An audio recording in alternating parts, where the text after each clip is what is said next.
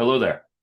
Something happened out on the range the other day that turned into an organic video, something I've been wanting to talk about for a little while, and the opportunity just kind of naturally happened. Something embarrassing happened on the range, right here. Yeah, that sucks. But that was the second or third time that had happened that day.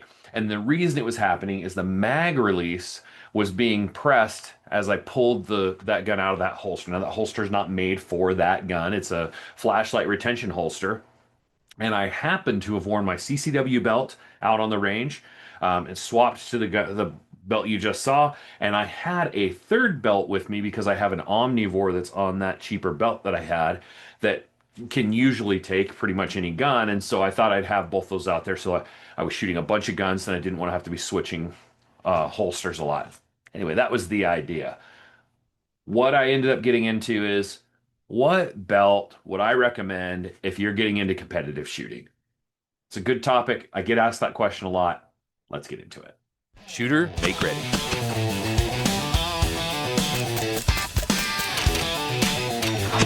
Are you ready? Stand by.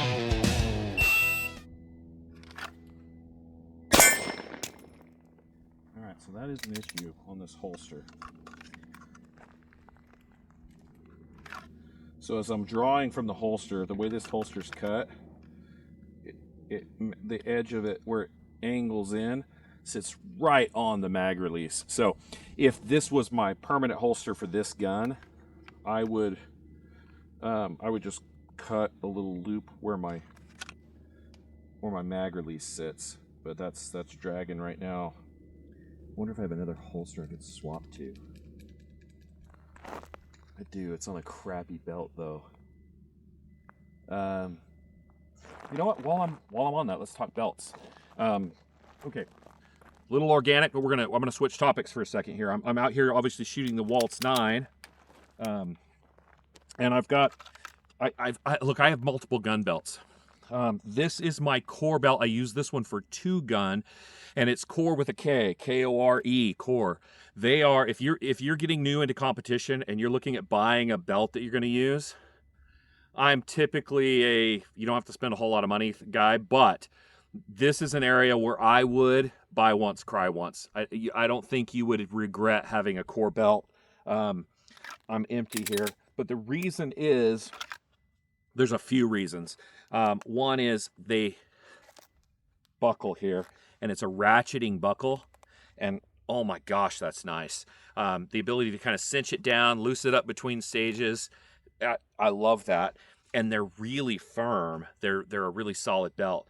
I'm gonna go grab the belt that I have my Omnivore holster on that may not deal with this mag release as much. It may not interact with that as much. So that might be a better fit for what I'm doing today. So I'm gonna show you that belt real quick. Hold on. Okay. Now, I don't want this to become about bashing into the company. This is a cheap one I ordered on Amazon, but you can see here the flimsiness of this, and then there's no buckle system. It's just Velcro, and they make a little Velcro loop that you can go on here. It's just not as sturdy and not as adjustable, and you can tell the quality difference right away.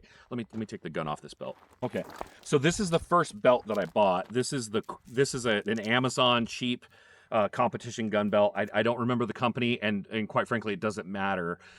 There are some good companies out there, and you'll end up spending some money to get a good quality belt, and it's not a ton, but I have found that core is my favorite.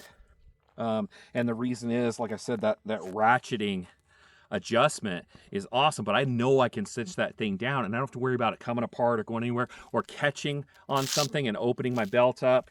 And it's just not flimsy like that. So the core belt, buckle it up the same kind of way. Look at that. So put that out there and this out there. You can kind of see the difference. The core belt like just holds the weight. And I've got a lot more weight on this belt versus this belt. This is not a fair comparison. I'm actually tweaking this belt quite a bit, where this one is really sagging just because of one holster.